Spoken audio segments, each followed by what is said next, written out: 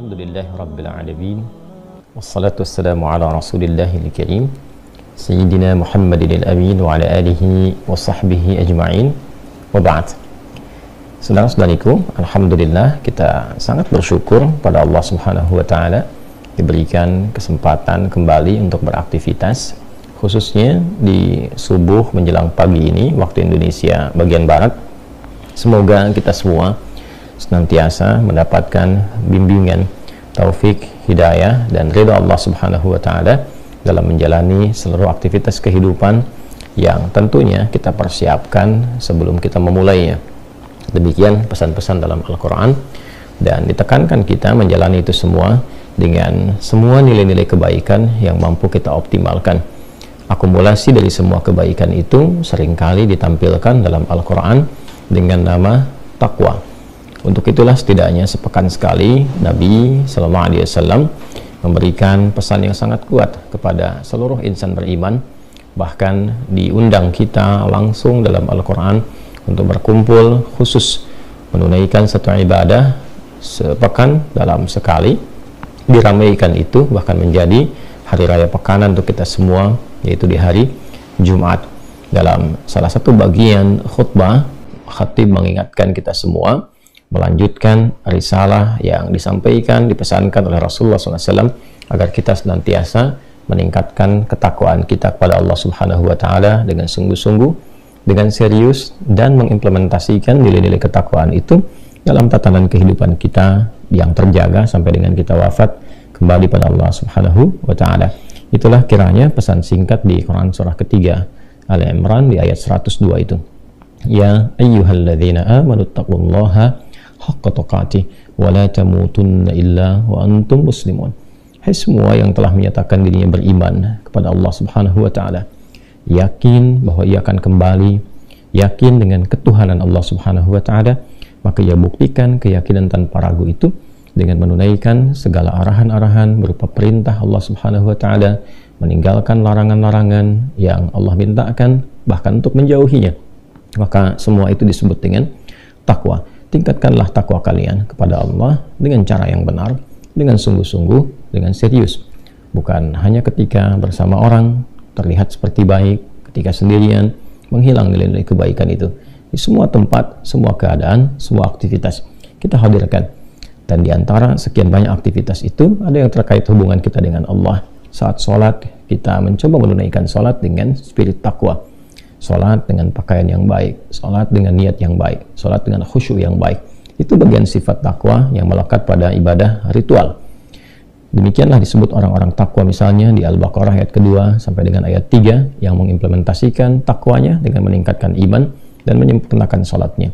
Dzalikal kitabu la raiba fi hudal lil muttaqin alladzina yu'minuna bil ghaibi wa yuqimunas shalah.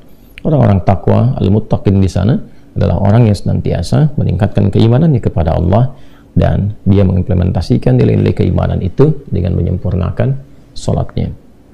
Demikian pula dalam kehidupan kita saat berinteraksi dengan lingkungan, dengan manusia, bahkan hewan dan tumbuhan. Ada nilai-nilai takwa yang diminta oleh Al-Quran untuk dipraktekkan. Kita ambil contoh Quran surah ke-49 misalnya, Al-Hujurat di ayat ke-13 itu. Ya ayyuhan nasu inna khalaqnakum min dzakarin wa untha wa ja'alnakum syu'uban wa qabaila lita'arafu inna akramakum 'indallahi atqakum. Hai semua manusia, dengan keagunganku kuciptakan kalian itu dari lelaki ada perempuan, lalu kemudian menyebar berbeda-beda tempat, beda-beda berdomisili dari RT RW yang berbeda, kecamatan, kabupaten, bahkan sampai ke level negara. Bahkan waqabail, sukunya pun satu tempat mungkin boleh jadi berbeda. Satu provinsi, beda kabupaten, beda suku. Semua itu dinamika berkehidupan, perbedaan-perbedaan tempat, lita'arafu, untuk menjadikan kita saling mengeratkan silaturahim, saling berinteraksi dalam kebaikan, saling mengenal. Bukan litakhasabu, kita berbeda itu bukan untuk saling berselisih, bukan untuk saling mencela, untuk saling merendahkan. Karena keragaman yang ada itu sesungguhnya adalah jalan menuju kesatuan, jalan untuk menampilkan keindahan. Bayangkan kalau semua sama, tidak ada keragaman, tak ada keindahan. Kita melihat ikan saja berbeda-beda, warnanya berbeda, ada keindahan yang kita rasakan. Maka berbeda-beda tempat, beda domisili, Masya Allah, ada beda budayanya, ada dari sisi bahasanya, ada keunikan-keunikan yang ada, sehingga melengkapi berbagai warna itu menuju pada satu keindahan yang bisa dirasakan bersama. Tapi kapan itu semua bisa terasakan? Inna akramakum indallahi atqakum, yaitu ketika kita mampu menampilkan nilai-nilai ketakwaan, value takwa itu kita praktekkan karena Allah Subhanahu wa taala. Di takwa ada penghormatan, di takwa ada tenggang rasa, di takwa ada toleransi yang diatur oleh Allah secara langsung, di takwa ada kedisiplinan, di takwa ada saling membantu dalam kebaikan. Jika itu kita praktekkan dalam konteks hubungan kemanusiaan, kasih sayang yang baik didasarkan pada ketaatan pada perintah Allah Subhanahu wa taala, maka muncullah harmoni dalam kehidupan yang bisa kita gali. Nah, itu kita pertahankan secara tunduk patuh pada ketentuan Allah sampai kita wafat. Wala tamutunna illa wa antum muslimun. Satu ayat ini saja yang dipesankan dalam setiap kesempatan Jumat itu, saya punya keyakinan, dan kita semua punya keyakinan tanpa ragu, bahwa insya Allah kita akan menjadi pribadi yang lebih baik, paripurna dalam kemuliaan, dengan Allah baik, dengan manusia, dengan lingkungan baik. Menjaga itu sampai meninggal dan wafat dalam keadaan husnul khatimah, akhir yang baik. Namun tentunya dalam prakteknya tidak sedikit tantangan yang bisa kita lalui, kadang persoalan juga muncul, dan kita memerlukan bimbingan-bimbingan supaya dapat tangguh lagi, mudah mengatasi persoalan dimaksud, lebih kuat secara mentalitas, sehingga optimisme untuk meningkatkan takwa dan semangat untuk menjaganya tetap optimal bisa kita hadirkan dalam berkehidupan.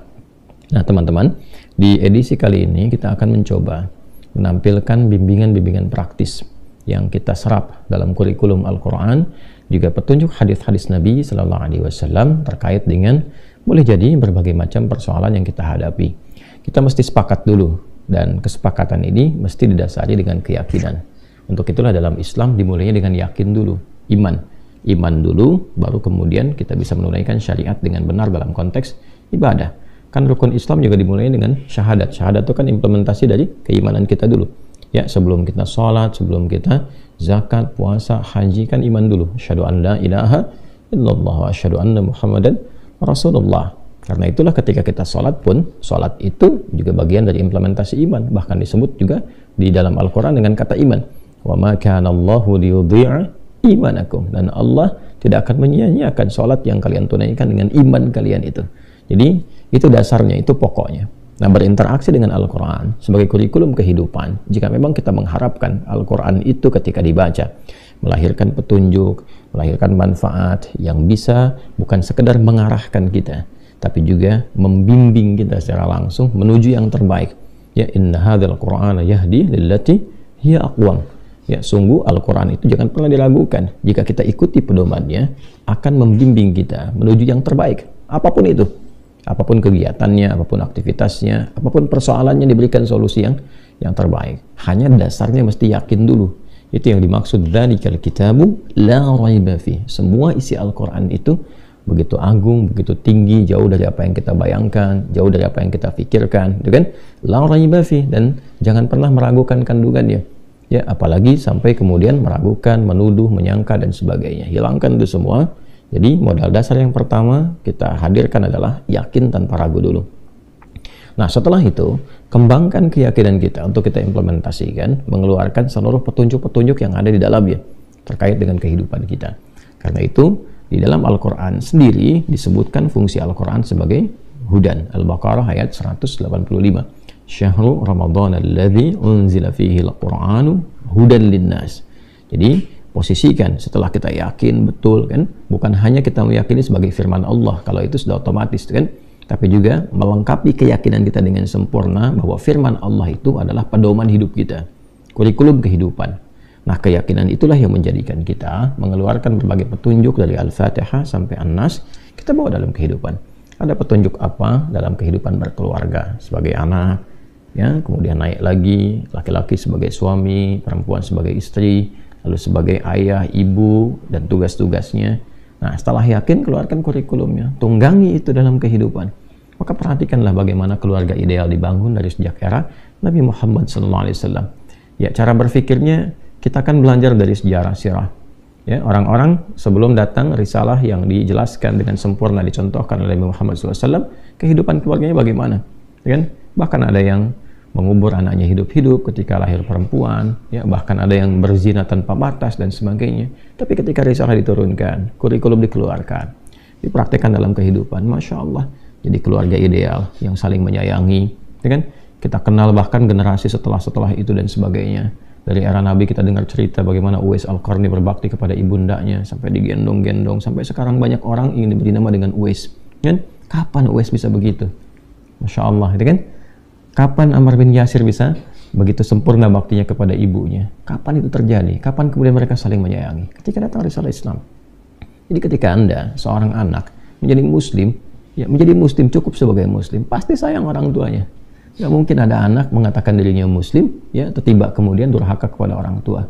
Bukankah ada ayat-ayat yang bahkan melarang kita hanya untuk berkata saja? Ya, kata demikian aja dilarang, apalagi dengan membentak misalnya, apalagi dengan durhaka aspek-aspek lain. Itu kalau kita memahami betapa indahnya Islam. Demikian orang tua. Bagaimana Allah Subhanahu wa taala memberikan pesan-pesan kuat pada ayah misalnya, ya, kepada ibu misalnya, untuk saling harmoni, membentuk keluarga yang baik, bertanggung jawab di akhirat. Bahkan Allah mengatakan, jaga diri kalian dan keluarga kalian, ku anfusakum wa ahlikum nara. Kan? Ayo kalian semua kompak jaga diri, kemudian menata ke dalam keluarga yang baik, jangan sampai berbuat maksiat, jangan sampai terpisah saat di akhirat. Itu luar biasa. Nah teman-teman, insya Allah petunjuk yang kita tampilkan di kesempatan pagi kali ini secara cepat dan singkat adalah hal yang terkait dengan kehidupan maliyah, aspek-aspek harta benda yang terkadang beberapa tantangan yang didapati adalah sebagian manusia, termasuk dalamnya umat Islam, terjebak dalam persoalan utang piutang. Dasar dari pembahasan ini seringkali ada pertanyaan, yang kadang di dalam pertanyaan itu juga ada permintaan, bahkan tidak sedikit yang tuntutan. Ya, seringkali juga kurang menempat gitu ya. Teman-teman, bersyukur kita pada Allah Subhanahu wa taala, saling share, ya kan? Saling bisa memberikan solusi dalam arti mengarahkan dan sebagainya, tapi juga harus menempatkan. Ya, tidak sedikit yang berkirim surat, ya persoalannya masalah-masalah utang piutang, tapi juga tidak sedikit yang meminta kami untuk melunasi utang, ya. Kadang-kadang bagaimana cara berpikirnya itu ya. Ya kita berdoa kebaikan kepada Allah. Coba saya kan bukan orang-orang yang mendedikasikan hidupnya untuk harta gitu ya. Kita kan untuk mengajar. Karena itu kita berikan panduan-panduannya. Nanti di akhir juga kita bisa rumuskan bagaimana konsep ikhtiar dan sebagainya yang bisa didapatkan. Tapi sekali lagi kita coba hadirkan petunjuknya dulu. Setelah itu mungkin kita ikhtiarkan. Mudah-mudahan Allah Subhanahu wa taala dengan ikhtiar dan keikhlasan yang kita lakukan bisa memudahkan jalan hidup kita, termasuk juga mengentaskan persoalan-persoalan terkait dengan harta benda, khususnya utang piutang. Petunjuk dalam Al-Quran tentang pengentasan utang piutang. Baik, bismillahirrahmanirrahim. Teman-teman, tidak ada satupun persoalan dalam kehidupan yang tidak kita dapati solusinya. Dan betapa berbahagia kita, betapa indahnya Islam. Tidak ada satupun persoalan dalam kehidupan kecuali dihadirkan solusi dan jawabannya. Bahkan itu dimulai sejak Nabi SAW diberikan risalah pertama yang berkelanjutan, sempurna isinya, dan dipraktekkan melintasi zaman. Semuanya sesuai dengan keadaan kita. Dan Masya Allah itu menunjukkan kebenaran risalah Islam. Bukan kreasi Nabi, bukan karang-karang Nabi, tapi memang hadir dari petunjuk Allah Subhanahu wa taala yang mengetahui seluk-beluk kehidupan kita. Nah, terkait dengan utang piutang yang kiranya ada kesulitan-kesulitan tertentu dari sebagian orang untuk bisa mengatasi itu semua, maka kita akan hadirkan beberapa doa-doa yang mengoneksikan kita dengan Allah Subhanahu wa taala yang kemudian kita implementasikan dalam konteks kehidupan kita. Nah, sekarang kita akan masuk kepada zikirnya saja, zikir pengentas utangnya dalam Al-Quran, juga dalam hadis seperti apa. Adapun bab-bab yang kenapa mesti berutang, kenapa begini, kenapa begitu, kita simpan dulu saja ya di pembahasan yang lain, karena nanti ada aspek-aspek juga yang mesti kita gali dalam beberapa hal. Ya, ada proses utang piutang yang dipraktekkan oleh Nabi juga di saat beliau berkehidupan, ya kan? Tapi juga itu diizinkan oleh Allah Subhanahu wa taala untuk memberi contoh kepada kita kapan harus berutang, kalaupun itu mesti dilakukan. Ya, bagaimana cara menutupnya? Ketika ada kesulitan, bagaimana cara memohonnya? Nah, kita masuk ke level ketiga dulu, ya, sebelum nanti insya Allah di lain kesempatan kita lengkapi 1 dan 2 seterusnya. Ini untuk menjawab beberapa persoalan-persoalan yang mendesak kadang-kadang dimintakan kepada kita untuk sharing. Baik, bismillahirrahmanirrahim. Kita mulai urutkan dulu teman-teman dari Al-Quran dan hadisnya. Ya, kita dalil, kita tunjukkan dulu. Kan temanya itu zikir pengentas utang kan? Ya, kita turunkan dulu. Ya, zikir pengentas utang. Ya. Nah, sebelum ke sini pengentas hutang, ya, penghilang, gitu kan. Kemudian juga solusi untuk bisa baik itu melunasi, menyelesaikan dan sebagainya. Saya ingin fokuskan Anda kepada kata zikir dulu ini. Ini diksi yang seringkali ditampilkan oleh para ulama yang memang mengambil dari pengajaran Al-Quran secara langsung dan mencantumkan kata zikir itu sendiri. Ya, teman-teman, dari situ nanti kan kita tahu ada zikir pagi dan petang, gitu kan? Dan isinya kan doa-doa kan? Ya. Nah, zikir itu, zikir dari kata zakara asalnya. Zal, kaf dan ra. Ya, zakara. Kemudian sifatnya yang kita praktekkan, ya, menjadi sifat keterangan yang melekat dipraktekkan disebut dengan zikir. Ya, zakara yadhkuru zikran. Ya. Ini secara bahasa singkatnya seringkali diartikan dengan ingat. Ya. Hal dzakarta syai'a, apakah kamu ingat ya tentang sesuatu itu? Ini. Kalau kita gali lebih dalam, sesungguhnya kata dzakara itu adalah proses mengoneksikan diri kita, ya, dengan objek tertentu. Ya, kita ingin mengoneksikan, menyambungkan misalnya keadaan diri kita ya dengan objek tertentu, apakah itu terkait dengan aspek ketuhanan pada khususnya, misalnya ingin mengoneksikan diri kita dengan Allah Subhanahu wa taala. Kita sebagai hamba, Allah sebagai Tuhan yang hak misalnya. Ya kan? Maka dalam bahasa Arab, bahkan dalam Al-Qur'an, konektivitas itu disebut dengan zikir. Makanya kenapa disebut dengan ingat? Karena saat ingat kita terkoneksi kan? Ya kan?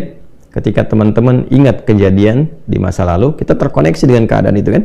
Begitu terkoneksi, maka hadirlah kemudian beberapa gambaran-gambaran dalam diri kita yang membimbing kita untuk bersikap. Ya, antum siapa ya? Oh, ingat nggak? Kemarin kan kita pernah bertemu.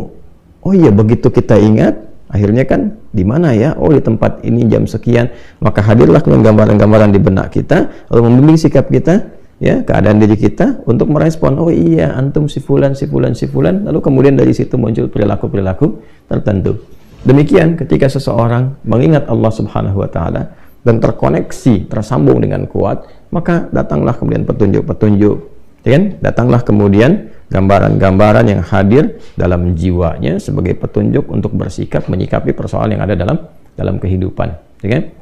Nah, implementasinya bisa macam-macam teman-teman sekalian, ya. Misal, bisa dalam bentuk sholat misalnya, ya. Karena itu sholat disebut dengan zikir sini.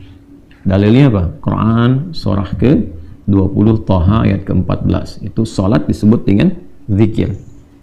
Ya. Innani anallahu la ilaha illa ana fa'budni wa aqimis salata li dzikri. Sungguh akulah Allah, Tuhan yang hak, tidak ada Tuhan selain aku, kata Allah. Maka buktikan kebertuhananmu kepadaku dengan menunaikan sholat, sembah aku, ya, dan tunaikan sholat sebagai zikir. Nah, ini kepadaku yang mengoneksikan engkau denganku karena imanmu. Jadi sholat disebut dengan zikir karena saat sholat kita terkoneksi dengan Allah, ya. Baik, pun demikian doa. Nah, ini doa juga disebut dengan zikir. Nah, doa, ya, disebut dengan zikir karena saat kita terkoneksi ya dengan Allah itu dalam keadaan berdoa. Saat berdoa kan kita nyambung kan, terkoneksi dengan Allah kan, bahkan menyebut namanya, ya. Makanya seringkali ada zikir-zikir, azkarus sabah, azkarul masa, zikir pagi, zikir sore, isinya kan doa semua tuh. Ya, kenapa doa disebut dengan zikir? Karena seseorang saat sedang berdoa, dia mengoneksikan dirinya dengan Allah Subhanahu wa taala. Karena itu dalam Al-Qur'an di surah ke-7 khususnya Al-A'raf di ayat ke-205 itu doa disebut dengan zikir. Wadhkur rabbaka fi nafsika tadarruan wa khifatan wa dunal jahri minal qaul. Maka berdoalah, minta, berzikirlah dalam hatimu yang paling dalam. Maksudnya apa? Minta dengan segenap hati, dengan khusyuk.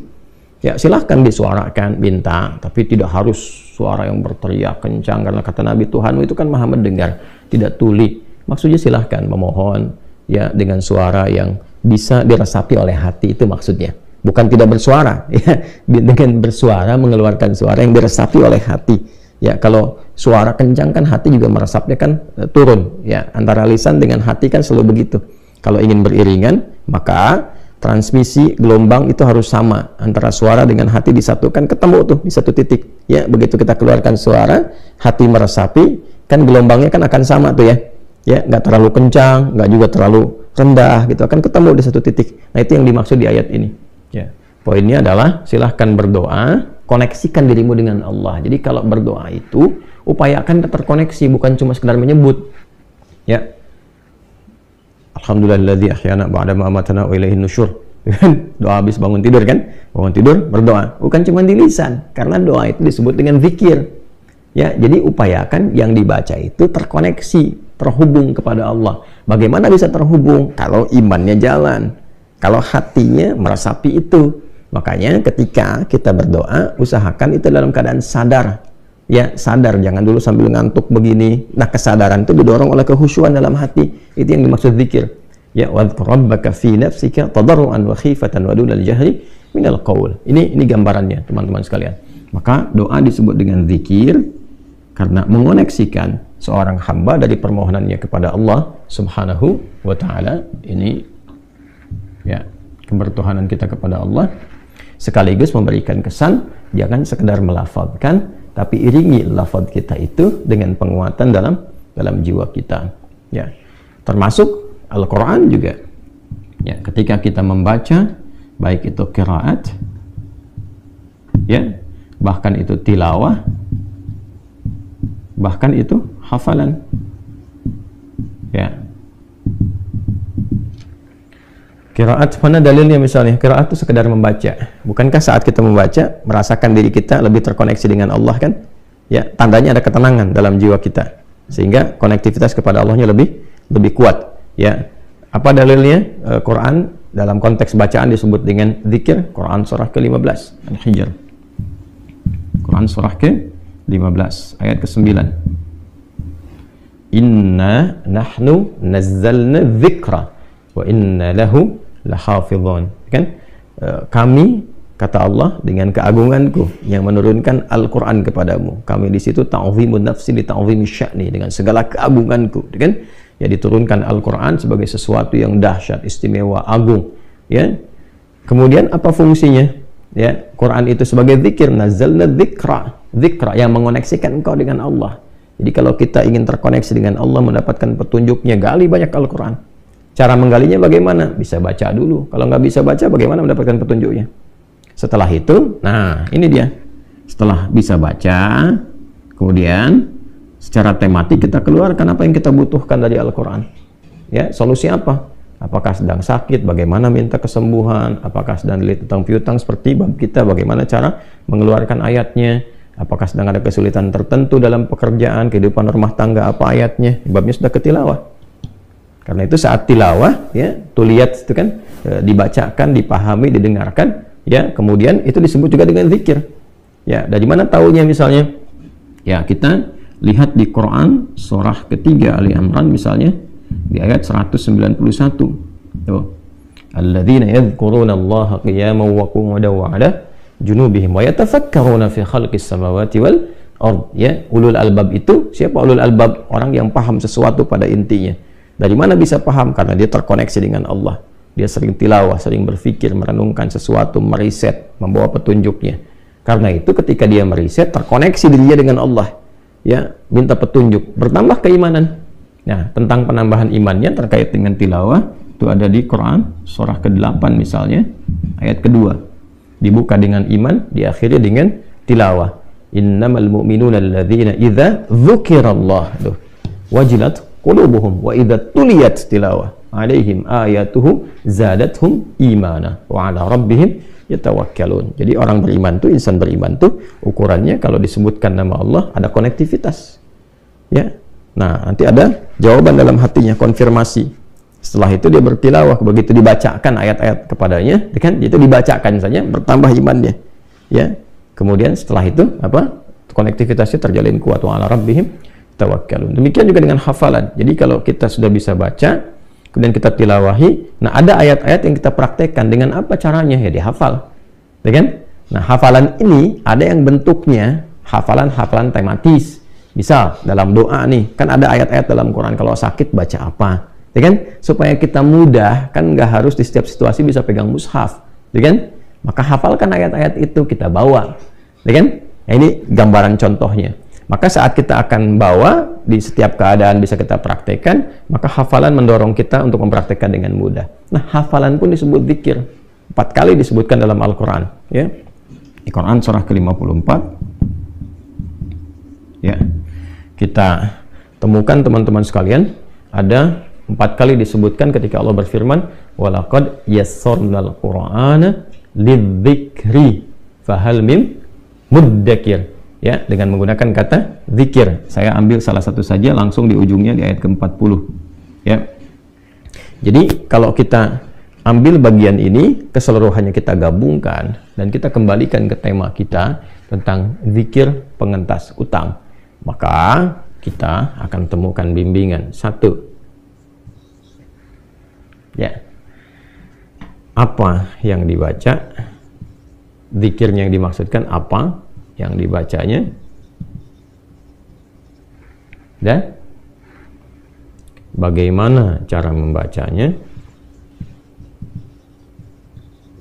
ya. 3, kapan. Nah, jelas ya? Nah, sedangkan kalau kita temukan kata zikir dalam Al-Quran, bentuknya menjawab semua bagian apa yang kita pertanyakan ini. Jadi saya gali dari dasar dulu, ya, supaya kita paham. Dan dengan pemahaman ini, mempraktekannya akan berbeda dengan sekedar cuma saya sebutkan, baca ini ya, baca itu ya, gitu ya. Saya ingin Anda mengerti, saya mengerti, kita mengerti saat membaca itu dasarnya apa. Nanti bisa mengajarkan kembali, itu bukan sekedar kita praktekkan. Dan ini dasarnya adalah keyakinan yang paripurna, jangan pernah ragu sedikit pun. Kita mulai saja cepat. Apa yang dibaca? Kalau terkait dengan apa, kita urutkan ke sini, berarti kan kaitannya dengan doa ya. Baik ya, zikir diantara maknanya adalah doa.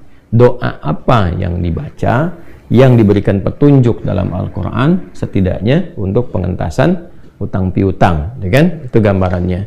Lalu masuk ke sini, bagaimana qiraatnya, seperti apa tilawahnya, dan konsekuensinya dihafalkan. Lalu setelah itu bagaimana membacanya dan kapan, saat dalam keadaan bagaimana kita bacakan. Yuk kita urutkan cepat ya teman-teman sekalian. Ya, kita akan mengacu praktek ini kepada apa yang diajarkan Rasulullah SAW. Karena syahadat kita kan begitu. Asyhadu an la ilaha illallah, kebertuhanan kita kepada Allah, wa asyhadu anna Muhammadan Rasulullah. Cara kita bertuhan, cara bertuhan kan mempraktikkan ibadahnya termasuk doanya adalah berdasarkan petunjuk Rasulullah Shallallahu Alaihi Wasallam. Jadi kalau kita kaitan dengan Allah kita ambil dari Al-Quran, kaitan dengan Rasulullah kita ambil dari hadis. Prakteknya disebut apa? Sunnah. Jadi jalan yang kita ikutinya dalam praktek kesemuanya itu disebut dengan sunnah. Baik teman-teman, kita akan coba urutkan dulu ayat-ayatnya ya. Quran surah ke-71, surat Nuh ya. Saya kasih kurung untuk memperjelas surat Nuh. Jadi kalau nanti ada kekeliruan, teman-teman bisa langsung luruskan ya. Ayat 10 sampai dengan ayat 12. Sudah? Nah, pelan-pelan. Di halaman 570 sampai 571 ya, kalau saya tidak keliru, dari kiri bawah sampai buka lagi ke atas 1 tuh. Kemudian lanjut, Quran surah ketiga Ali Imran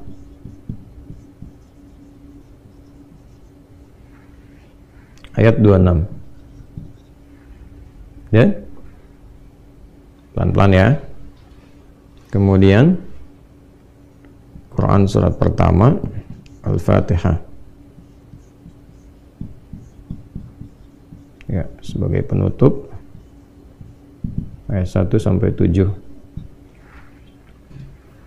Dan Nah, sekarang praktek hadisnya.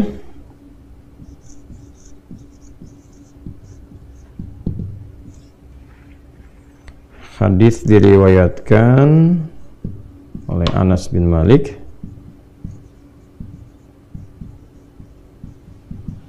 diteruskan oleh Al-Mundhiri. Saya tuliskan diteruskan ya. Kalau cuma dikasih kurung nanti salah persepsi. Oleh Al-Mundhiri. Itu bisa dicek teman-teman. Kemudian ditemukannya, ini tekan ke atas, ditemukan di kitab Al-Jami' As-Shaghir, Jami' As-Shaghir karya Imam At-Tabrani. Imam At-Tabrani. Nomor hadis 558. Yang mendapatkan pengajaran tentang doa ini adalah sahabat Mu'adz bin Jabal. Jadi kita lengkapi sampai ke sirahnya. Ya, jadi kalau kita nanti cari, kita temukan kitabnya di mana? Ini Al-Jami' As-Shaghir nomor hadis 558. Rawinya siapa? Anas bin Malik. Yang meneruskan siapa? Al-Mundhiri. Yang mengalami siapa? Mu'adz bin Jabal radhiyallahu taala anhu. Nanti ini bisa dilacak. Itulah indahnya dalam Islam. Dalil ada, transmisi urutannya ada, terus bukti sejarahnya ada. Kan dilacak orangnya ada. Mu'adz ada enggak? Ada. Imam Tabrani ada enggak? Ada. Kitabnya juga ada. Al-Mundhiri ada enggak? Ada. Anas bin Malik ada. Di sirah bisa dilacak. Kejadiannya bisa ditemukan. Kapan, dalam keadaan apa, seperti apa. Itu indahnya dalam Islam. Ini enggak ada satupun persoalan. Kecuali ketika dijawab itu sanadnya tersambung semua. Itu prakteknya ada. Dan ini bukan rekayasa gitu. Itu indahnya dalam Islam, itu komplit semuanya. Ya. Yuk kita teruskan dulu teman-teman sekalian ya. Saya akan keluarkan dulu dari sisi Al-Qur'annya untuk membuka, lihat urutannya ya. Pertama Quran surat 71, surat Nuh ayat 10 sampai 12. Ya. Ini amalannya kita turunkan dalam bentuk amalan dulu ya. Satu, istighfar. Istighfar. Dah? Tas ya. Dalilnya apa? Ini Quran surah Nuh surah 71 ayat 10 sampai 12. Faqul tustaghfiru rabbakum innahu kana ghaffara yursilis samaa'a 'alaikum midrara wa yumdidkum bi amwalin wa banina. Ya kan? Nah, ini dia poinnya. Wa yumdidkum bi amwalin, dan melapangkan urusan hartamu. Ya.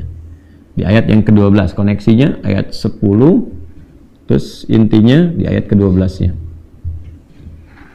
Faqul tustaghfiru rabbakum, maka aku kan mengatakan, ini lisan Nabi Nuh yang disampaikan oleh Al-Qur'an, bagaimana Nabi Nuh mengajak umatnya untuk memperbaiki diri, mengoneksikan kembali diri mereka kepada Allah, bertobat ya, memperbanyak istighfar karena salahnya banyak.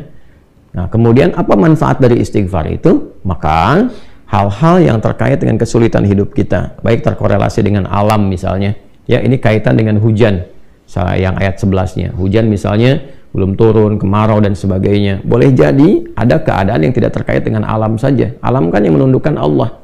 Coba dicek, boleh jadi mungkin ada perilaku masyarakatnya yang tidak Allah sukai, sehingga tertahanlah kemudian ya rizki dalam bentuk hujan itu dan tidak mengalir, sehingga diminta hamba itu terkoneksi kembali dengan Allah.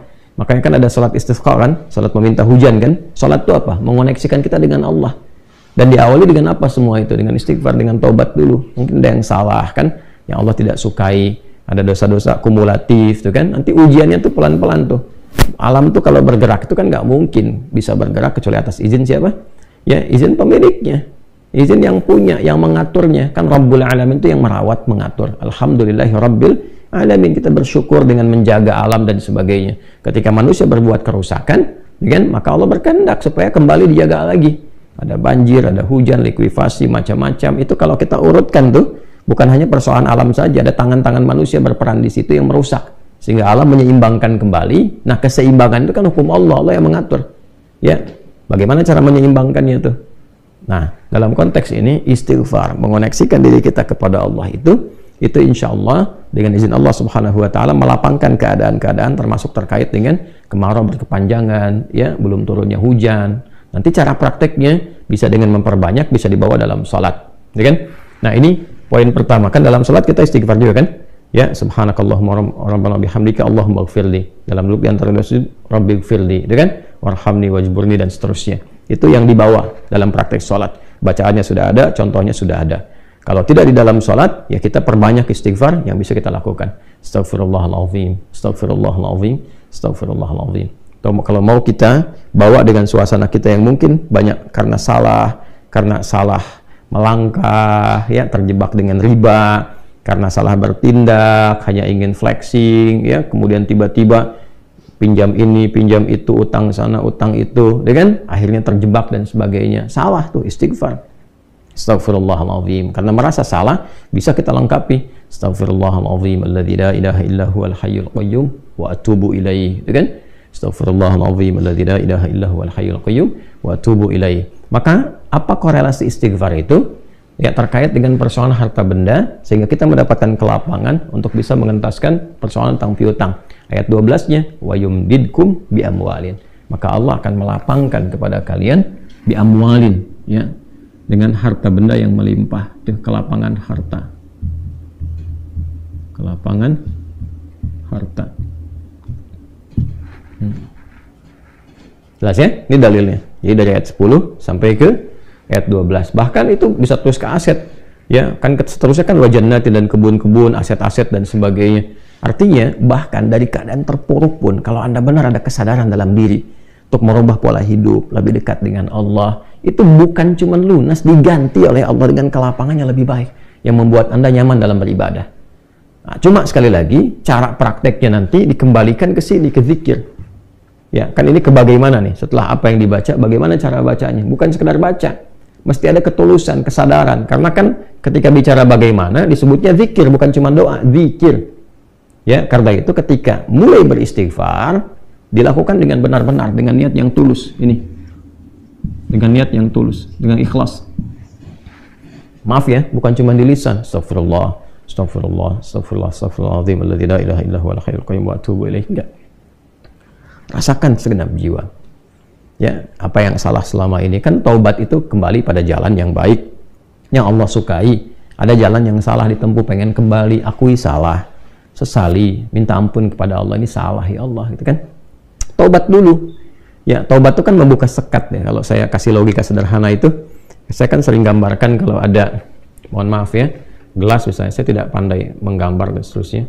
Ini ada bejana tertentu kan. Nah, ini kan kalau kosong dimasuki apa saja bisa masuk. Tapi kalau disekat nih, ditutup, ya gelas ada penutupnya. Kan mau masukin apa juga nggak bisa, mental lagi, mental.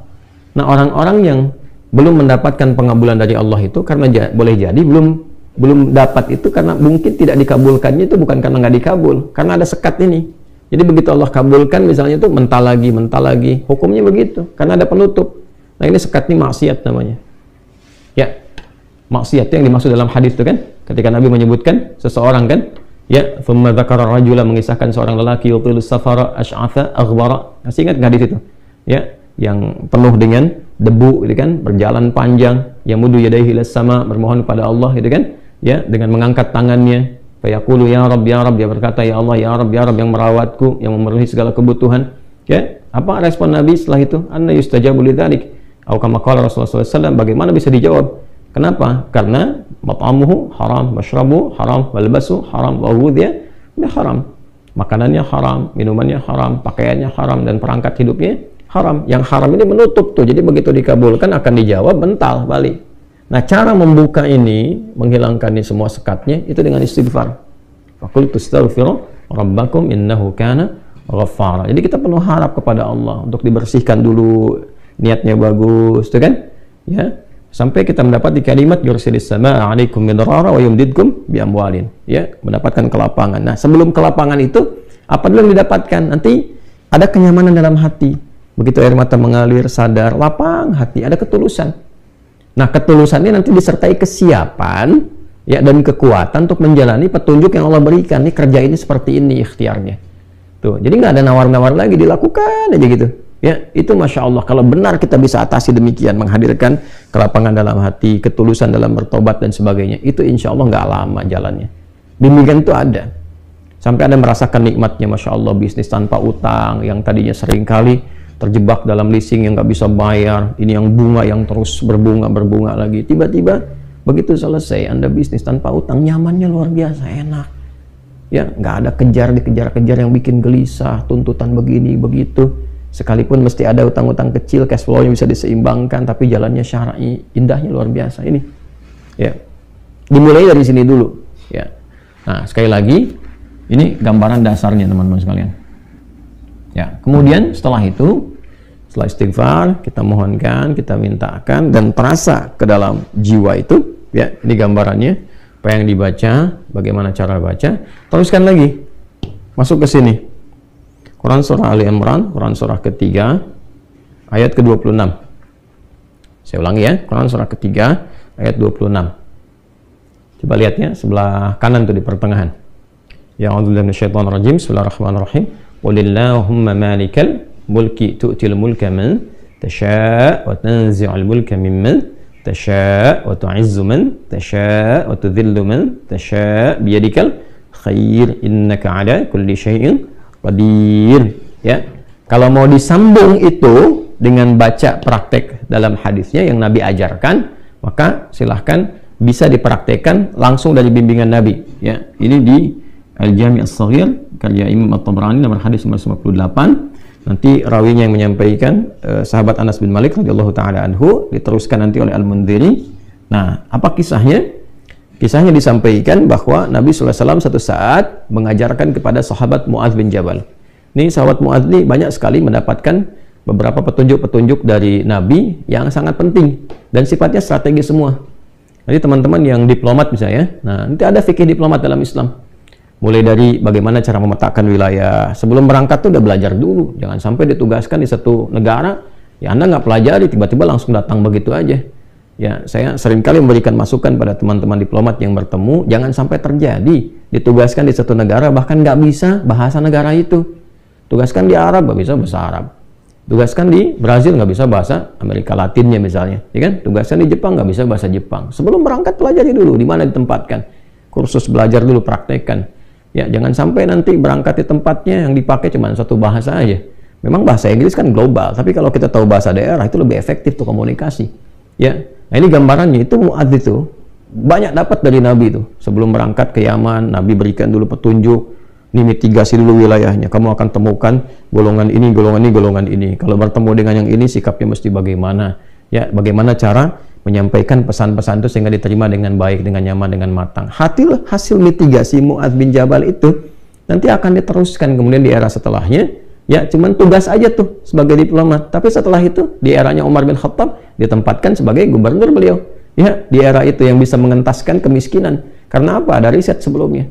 Ya, dan jadi ya perwakilan wilayah di situ. Yaman kan pada masa-masa itu adalah bagian provinsi bahkan. Umar bin Khattab naik jadi khalifah, memimpin tertinggi, Mu'adz bertugas untuk memimpin wilayah Yaman dan mengentaskan kemiskinan dalam jangka waktu yang sangat singkat, 3 tahun saja. Hasil dari itu semua.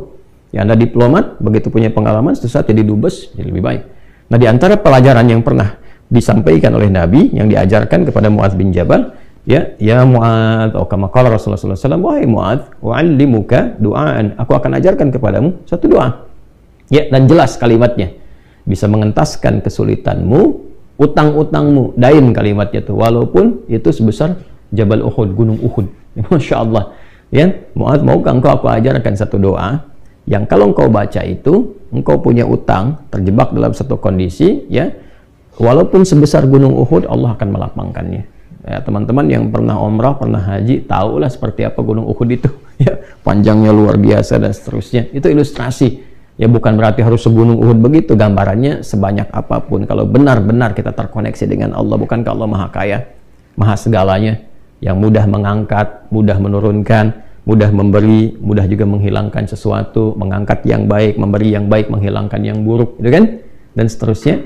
Maka Mu'adz tentu mengiyakan, dan Nabi kemudian sallallahu alaihi wasallam memberikan petunjuk doanya, gitu kan? Maka beliau memulai dengan Allahumma, gitu kan? Kalau kita baca ayatnya kan Qulillahumma, ya. Nah, kita bisa bacakan langsung potong dari kata Allahumma-nya berdasarkan pengajaran dari Nabi sallallahu alaihi wasallam kepada Mu'adz bin Jabal. Itu bisa dicek di hadisnya. Allahumma malikal mulki. Coba buka mushafnya ya. Buka mushafnya. teman-teman buka mushaf ini, mushaf masing-masing di rumah, cari Quran surah ketiga Ali Imran ayat 26. Kan kata kulnya di situ, kalau kita baca Quran harus dibaca semuanya, qulillahumma. Tapi kul itu kan katakan, ya, perintah Allah kepada Rasulullah. Nah, kita bisa dalam konteks berdoa, kita bisa langsung bacakan dari Allahumma-nya. Allahumma malikal mulki. Saya ulang ya. Allahumma malikal mulki tu'til mulka man tasha wa tanzi'ul mulka mimman tasha wa tu'izzu man tasha wa tudhillu man tasha biyadikal khair innaka ala kulli syai'in qadir. Jadi dimulainya dari Allahumma-nya sampai ke ujung ayatnya. Sudah? Dah ya? Kemudian teruskan Rahmanad dunya, Rahmanad dunya. Saya tulis ya, teman-teman itu bisa screenshot ya. Rahmanad dunya wal akhirah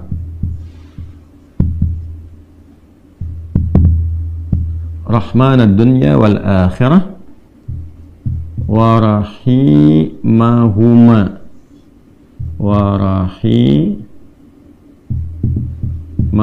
Teruskan. Jadi begitu selesai yang Ali Imran 26-nya, ya, kita baca dari Allahumma-nya. Allahumma malikal mulki tu'til mulka man tasha wa tanzi'ul mulka mimman tasha wa tu'izzu man tasha wa tudhillu man tasha biyadikal khair innaka ala kulli syai'in qadir. Rahmanad dunya wal akhirah wa rahimahuma.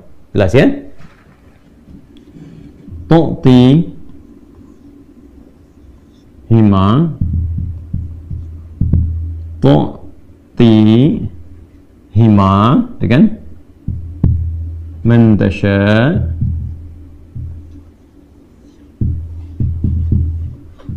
dah wa tamna'u minhuma man tasha.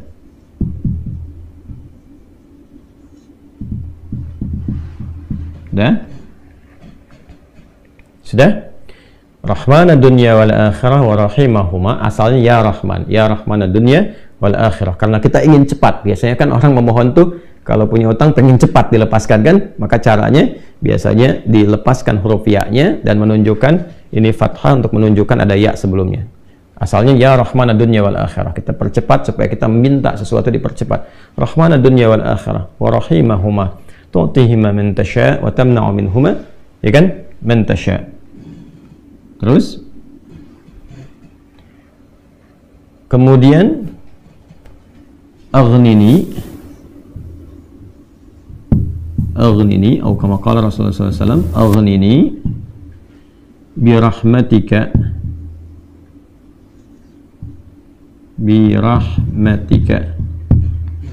sudah? Aghnini bi rahmatika, nih yang saya garis bawahi. Sudah? An rahmatin man siwak, atau kama qala Rasulullah SAW.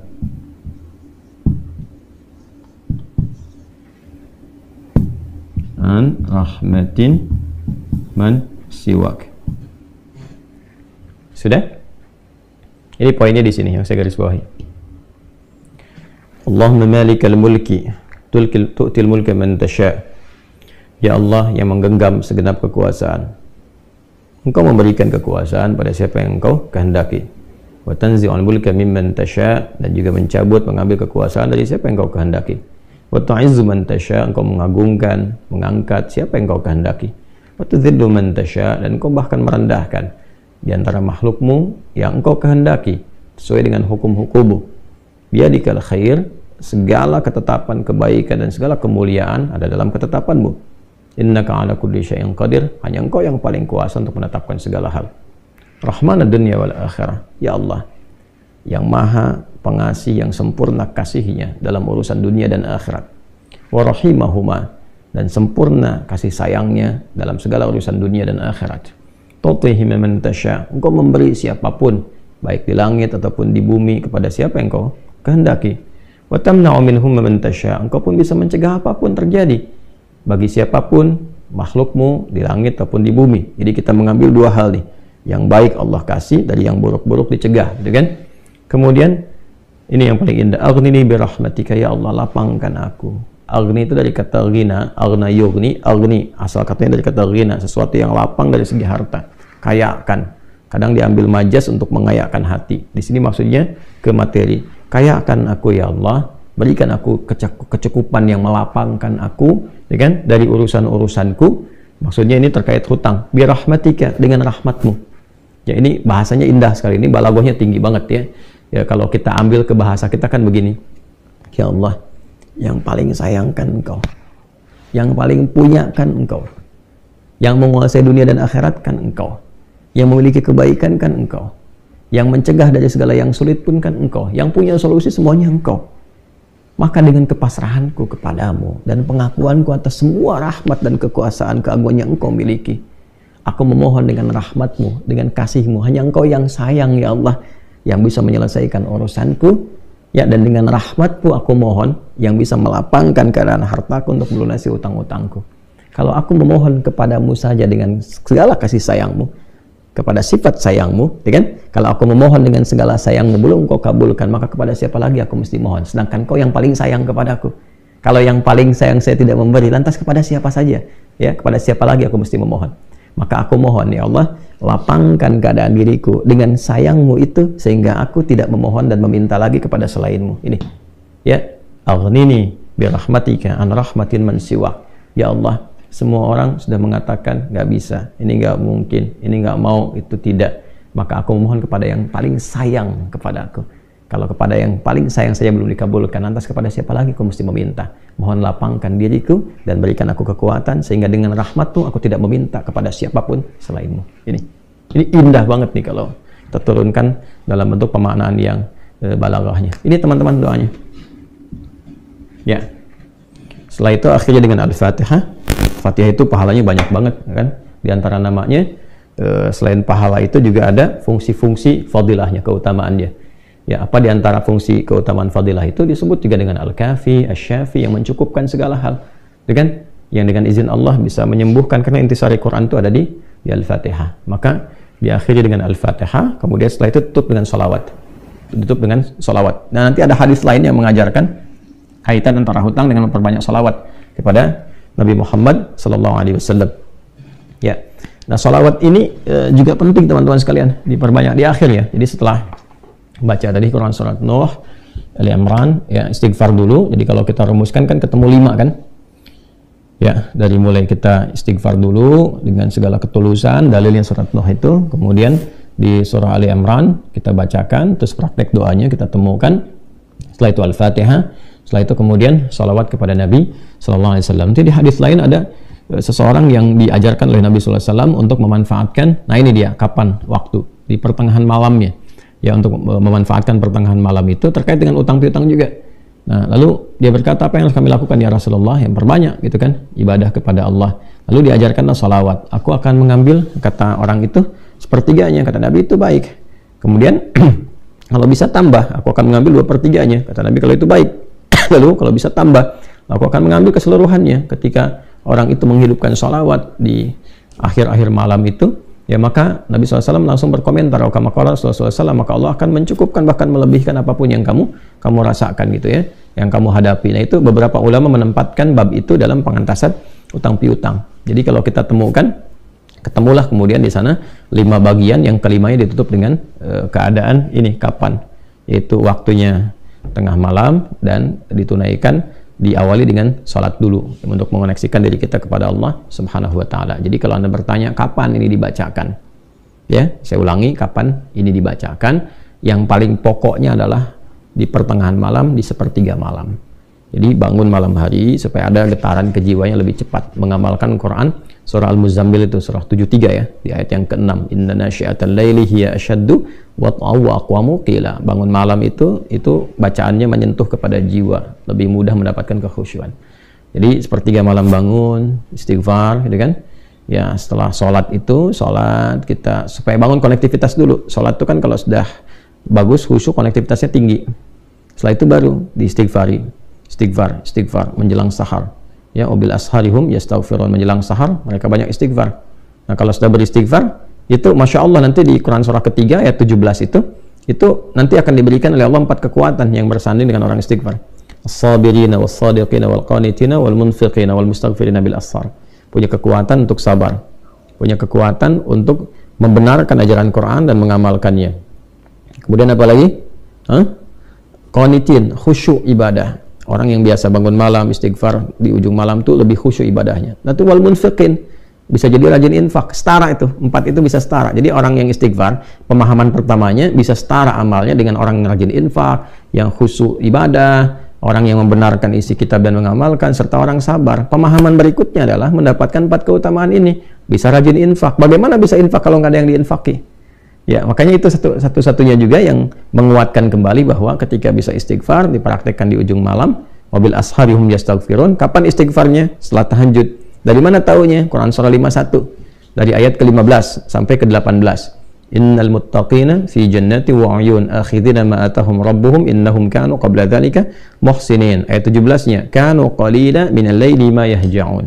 Kan mereka itu orang-orang yang sedikit tidurnya, maksudnya menghidupkan malam, rajin tahajud. Setelah itu apa? Wabil asharihum yastaghfirun. Menjelang waktu sahar, sepertiga malam ke waktu sahar, ya, dekat-dekat ke fajar dia banyak istighfar.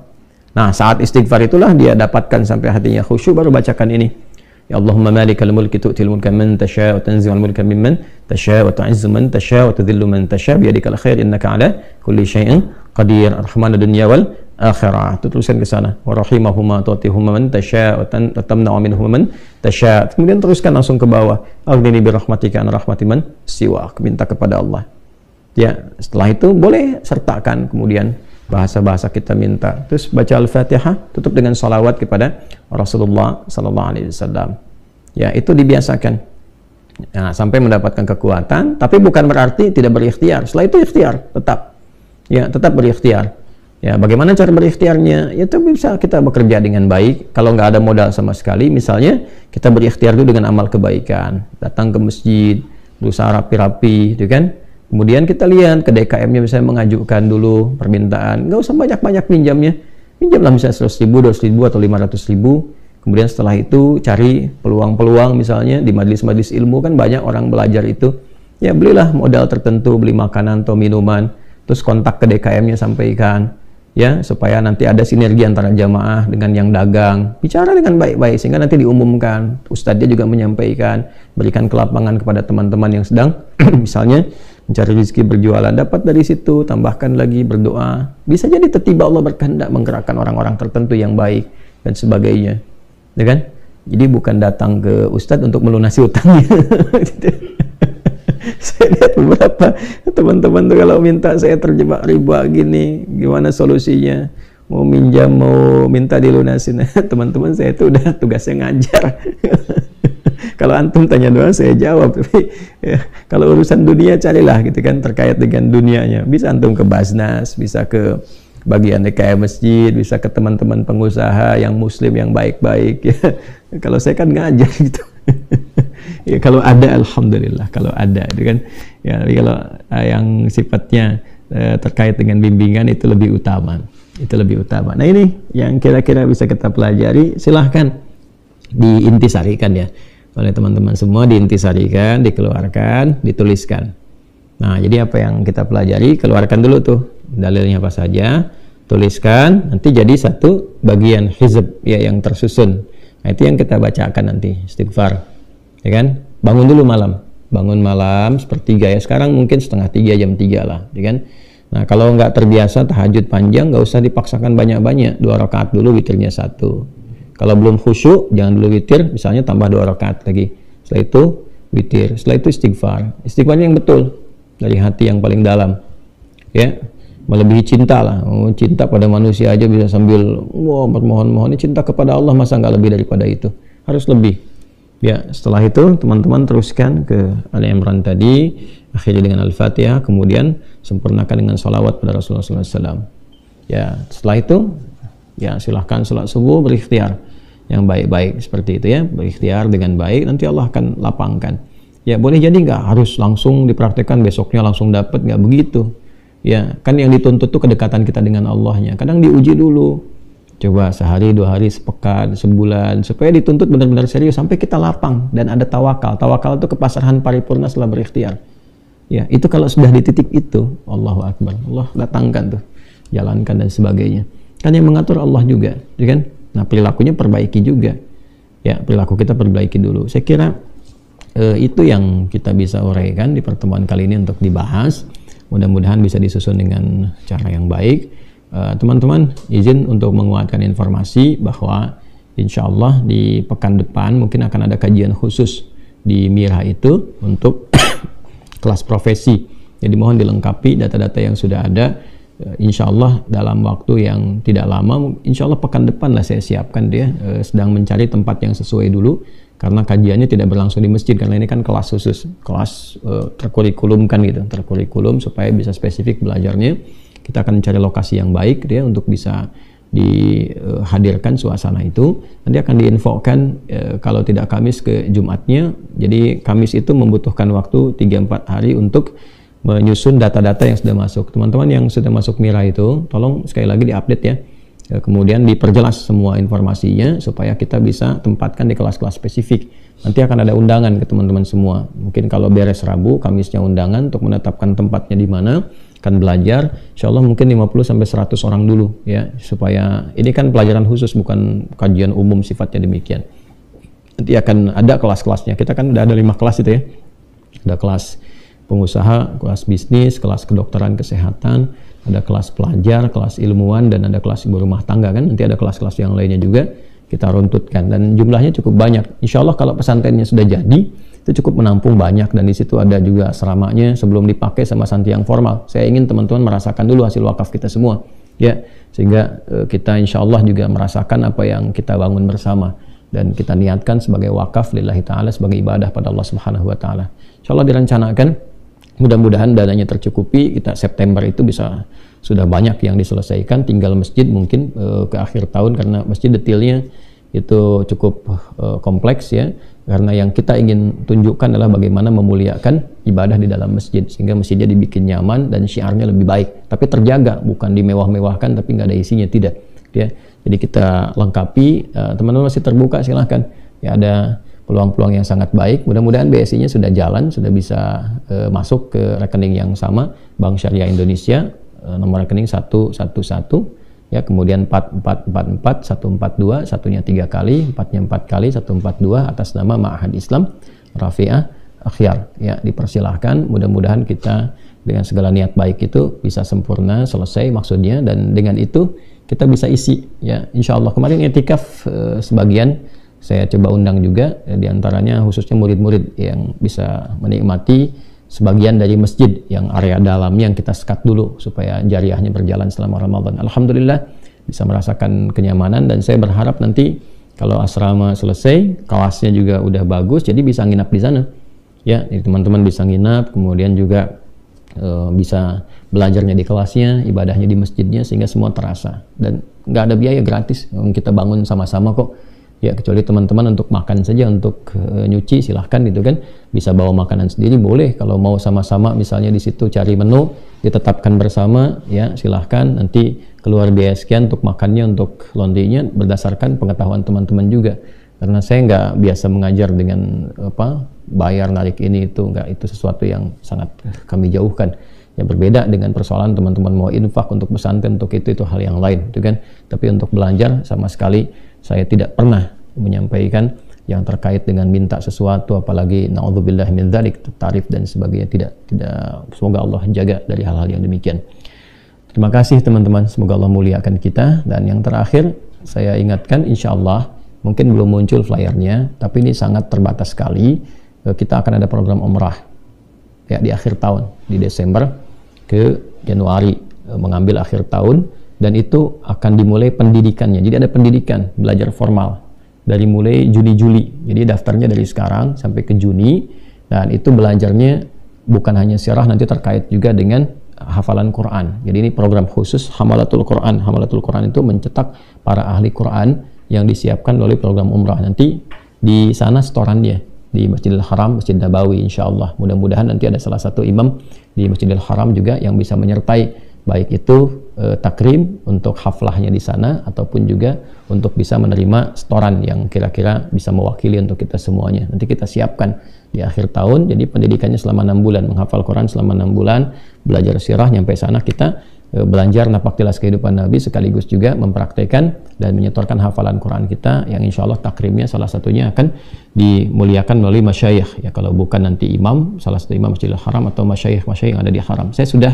berkomunikasi, alhamdulillah, di kemarin saya ke sana dari mulai Madinah, diterima di alhamdulillah di ruang imam Masjid Nabawi, kepala kantornya menerima kami. Saya juga alhamdulillah bisa ketemu dengan Syekh Ali Hudhaifi, kemudian melihat imam-imam setoran. Itu setoran dulu tuh sebelum, masya Allah, sebelum mereka memimpin sholat setoran, saya alhamdulillah diundang masuk situ, lalu diberi akses khusus untuk juga menyalami di makam Nabi SAW menjelang ke Isya.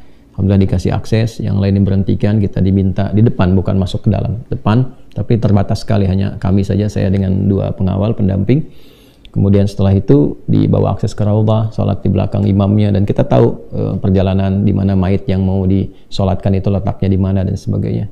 Demikian di Masjidil Haram juga alhamdulillah kita diberikan akses juga ya ke Masjidil Haram, ketemu baik di perpustakaan ke atas, kemudian dengan pengelola, kemudian juga dengan mantan Amir Direktur untuk Kuliatul Haram. Jadi di Masjidil Haram itu ada satu pendidikan selevel S1 namanya Kuliatul Haram. Jadi kuliah di dalam Masjidil Haram. Beberapa masyayikh juga. Nah, kita alhamdulillah jadiin kerjasama juga. Nanti ada program khusus yang mungkin bisa di follow up. Dan di Jeddah juga alhamdulillah kita ketemu dengan para masyayikh yang baik dari riset Quran dan sebagainya. Nanti salah satunya kita akan hidupkan melalui program umrah ya, yang bisa dioptimalkan. Jadi bukan cuma sekedar berangkat ya, sayang investasi, mohon maaf, harta, tenaga, pikiran cuma untuk ke sana, kemudian ibadah belum tentu baik juga. Saya katakan belum tentu baik itu karena ada yang tawaf sekarang sambil live gitu kan, sayang gitu, sa'i sambil main-main, apa yang didapatkan dari itu semua. Nah, kita ingin merubah persepsi itu supaya mendapatkan banyak keberkahan, kebaikan dari apa yang kita siapkan, kita rencanakan. Kemudian untuk adik-adikku, para kader-kader ulama yang sedang belajar, tolong dipersiapkan juga dengan baik. Ya, belajar yang benar, belajar yang baik, karena diantara paket pembelajaran kita akan kirimkan juga belajar di masyayikh itu. Ada yang dengan kami di sini, nanti kita akan kirim tuh, baik keluar, nanti juga belajar di Haramil Makki, ya, belajar juga dengan para masyayikh ada di beberapa negara. Kita akan kirimkan di waktu-waktu yang sudah kita rencanakan, insya Allah. Mudah-mudahan Allah ridha. Jadi kalau saya pun meninggal dunia, nanti kan ada yang meneruskan pesantren. Pesantren itu bukan milik pribadi, itu dikelola yayasan, nanti ada yang meneruskan kembali. Ya, kita cuma sebentar lah, selama ajal Allah berikan pada kita mencoba yang baik, nanti hasil-hasil itu pulang, dan teman-teman mengajar, balik ke kampung masing-masing nanti. Ya, silakan mengabdi di MUI, bimbing masyarakat, dan ikhlaskan niat karena Allah. Yang ikhlas, supaya jadi hujjah kita saat kembali kepada Allah, dan mudah-mudahan diperkenankan berjumpa dengan Rasulullah SAW. Allahumma taqabbal minna innaka antas sami'ul alim wa tub 'alaina innaka antat tawwabur rahim. Allahumma ya rahmanad dunya wal akhirah ya arhamar rahimin aghnina bi rahmatika ya Allah bi rahmatin amman siwak. Allahumma ya arhamar rahimin ya malikal mulki tu'til mulka man tasha wa tanzi'ul mulka mimman tasha wa tu'izzu man tasha wa tudhillu man tasha bi yadikal khair innaka 'ala kulli syai'in qadir. Rabbana la tad'a lana fi maqamina hadha wa fi kulli maqamin dhanban illa ghafartahu wa la hamman illa farajtahu wa la daynan illa qadaytahu ولا مريضا إلا شفيت ولا حاجة من حوائج الدنيا والآخرة فيها لك رضا وفيها لنا الصلاة إلا قضيتها يا أرحم الراحمين. ربنا آتنا في الدنيا حسنة وفي الآخرة حسنة وقنا عذاب النار. صلى الله على سيدنا محمد وعلى آله وصحبه أجمعين. وآخر دعوانا سبحانك اللهم وبحمدك نشهد أن لا إله إلا أنت نستغفرك ونتوب إليك والحمد لله رب العالمين. السلام عليكم ورحمة الله وبركاته.